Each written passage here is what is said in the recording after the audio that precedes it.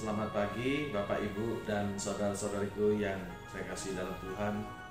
Kita bersyukur pada Tuhan di pagi ini kita boleh kembali datang kepada Tuhan untuk bersama-sama kita belajar dari sebagian kebenaran firman Tuhan.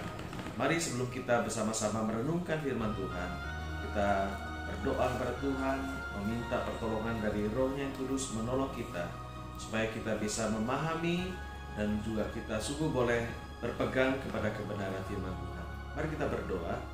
Ya Tuhan Allah kami mengucapkan syukur dan terima kasih di hari yang baru ini kami boleh kembali datang kepada Tuhan. Kami bersyukur karena Tuhan memberikan kepada kami kesehatan, kekuatan, bahkan nafas kehidupan sehingga kami boleh ada sebagaimana pagi ini. Dan kami ingin bersama-sama merenungkan sebagian dari kebenaran firman-Mu. Tuhan, kami mohon kiranya Engkau menolong kami. Biarlah Roh Kudus menuntun kami untuk memahami kebenaran firman-Mu dan kuatkanlah kami untuk terus berpegang kepada kebenaran firman-Mu. Terima kasih ya Tuhan, berkatilah waktu ini.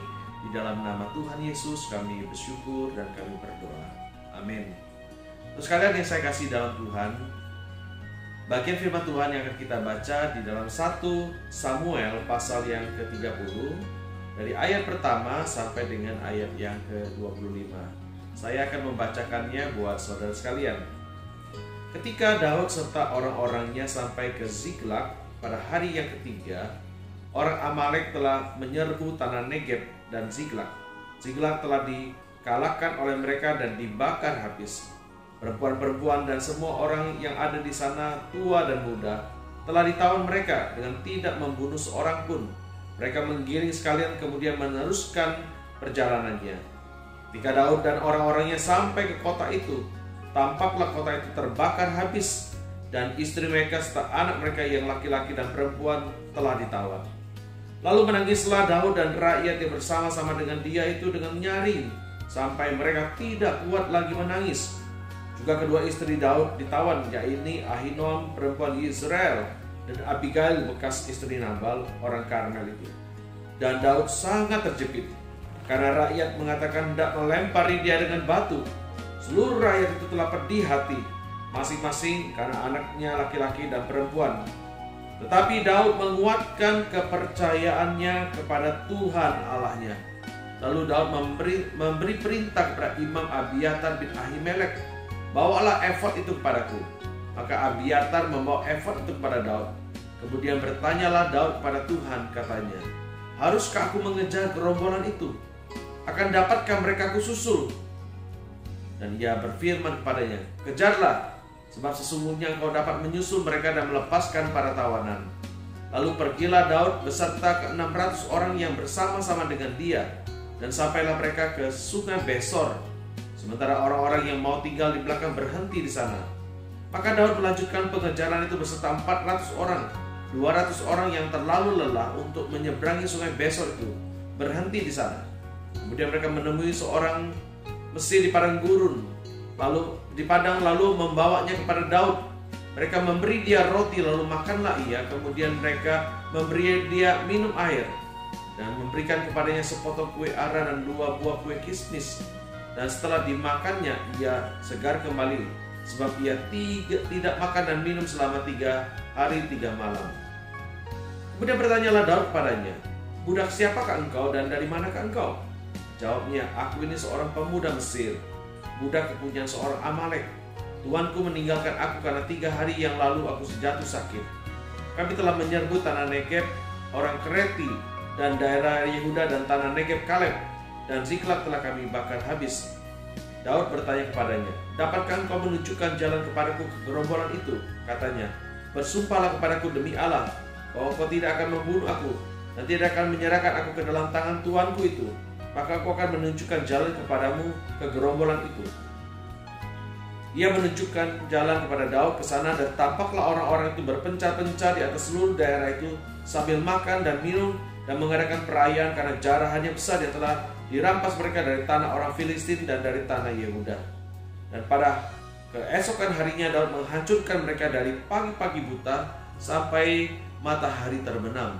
Tidak ada seorang pun dari mereka yang lolos kecuali 400 orang yang melarikan diri dengan menunggang unta. Lalu Daud melepaskan semua orang yang dirampas oleh orang Amalek itu. Juga kedua istrinya dapat dilepaskan oleh Daud.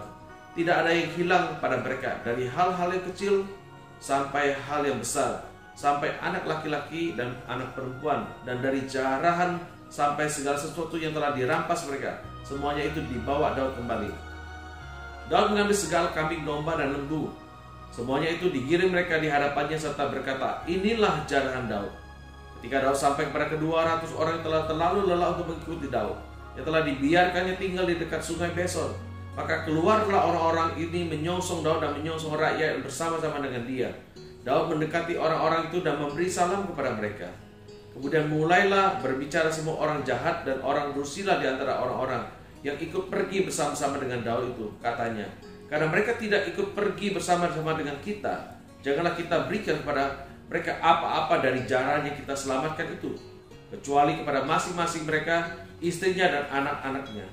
Itulah boleh mereka bawa dan biarlah mereka pergi. Tapi Daud berkata kepada mereka, janganlah kamu, saudara-saudaraku, berbuat demikian dengan apa yang diberikan Tuhan kepada kita, sebab Ia telah melindungi kita dan menyerahkan ke dalam tangan kita gerombolan yang menyerang kita. Siapakah yang mau mendengarkan kamu dalam perkara ini?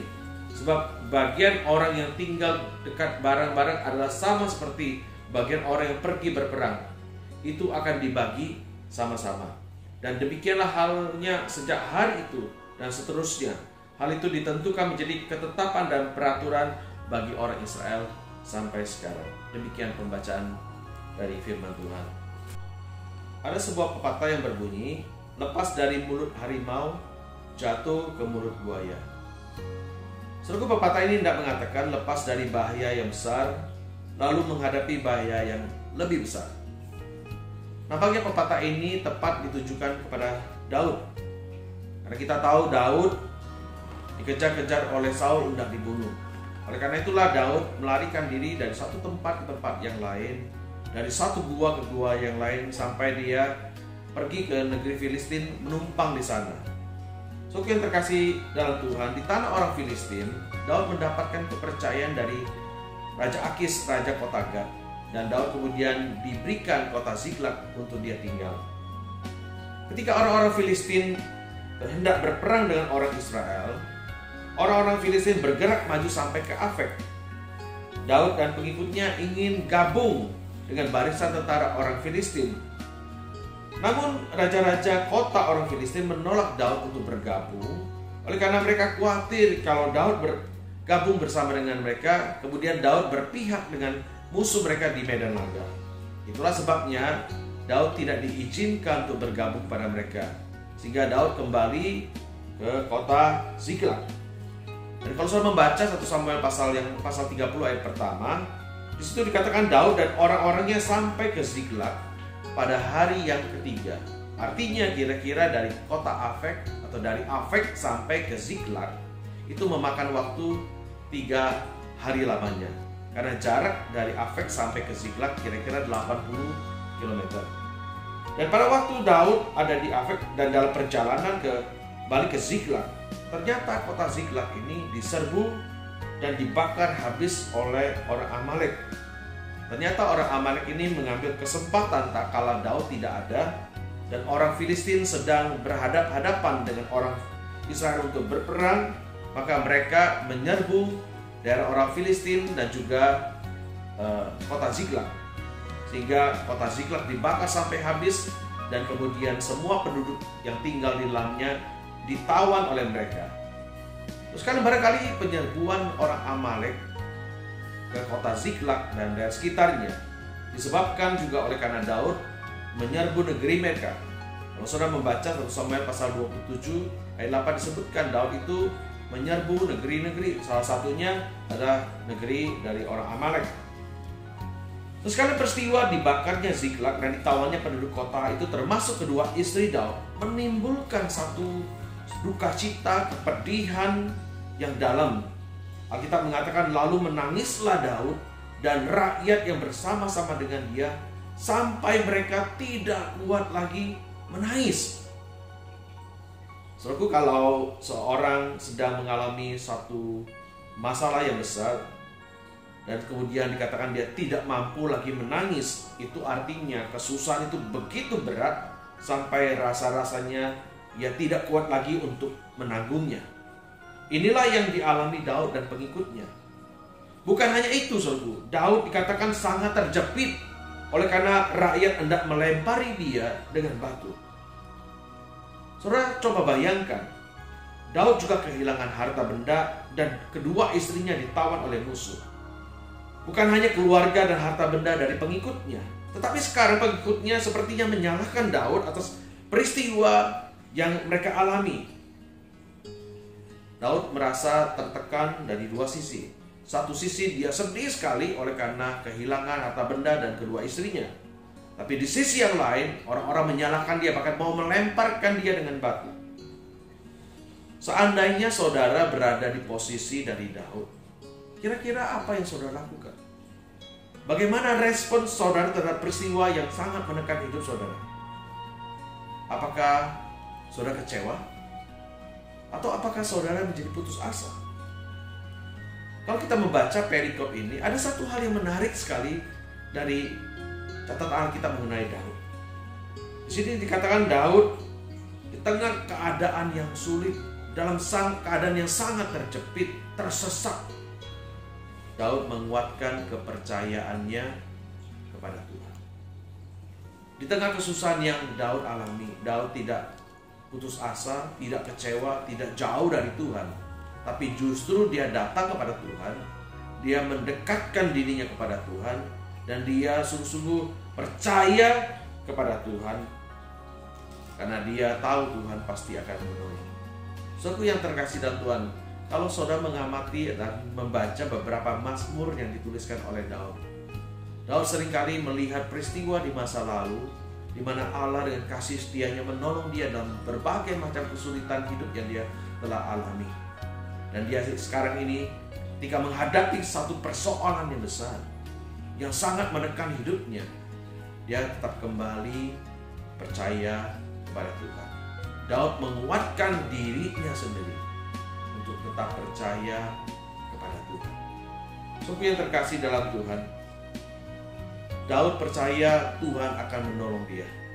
Itulah sebabnya, saudaraku, Daud kemudian memanggil Imam Abiatar untuk membawakan efod baginya, untuk dia boleh mencari kehendak Tuhan, apa yang dia harus lakukan. Jadi kita melihat di dalam bagian firman Tuhan, di dalam keadaan yang terjepit, Daud menyadari dia tidak dapat menyelesaikan masalah yang begitu besar dan serius yang dia hadapi. Itulah yang kemudian memotivasi, yang mendorong Daud kembali kepada Tuhan, dan kemudian meminta petunjuk Tuhan. Apa yang dia harus lakukan?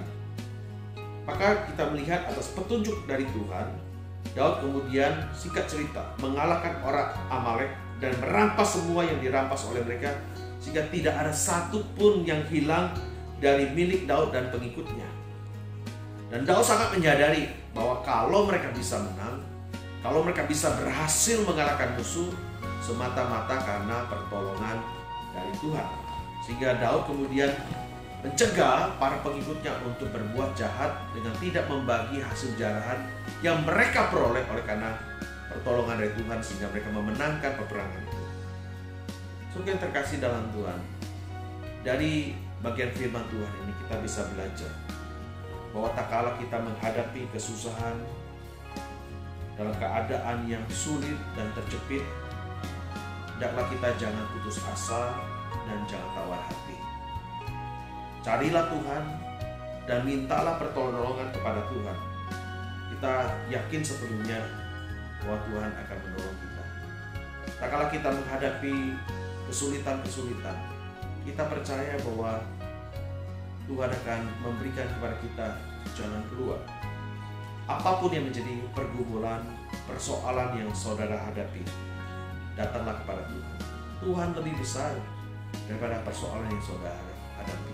Tuhan lebih besar daripada segala masalah yang saudara alami. Dan Tuhan akan memberikan pertolongan jalan keluar tepat pada waktunya. Dan kita percaya sepenuhnya bahwa Tuhan penolong dalam kesesakan itu sudah terbukti.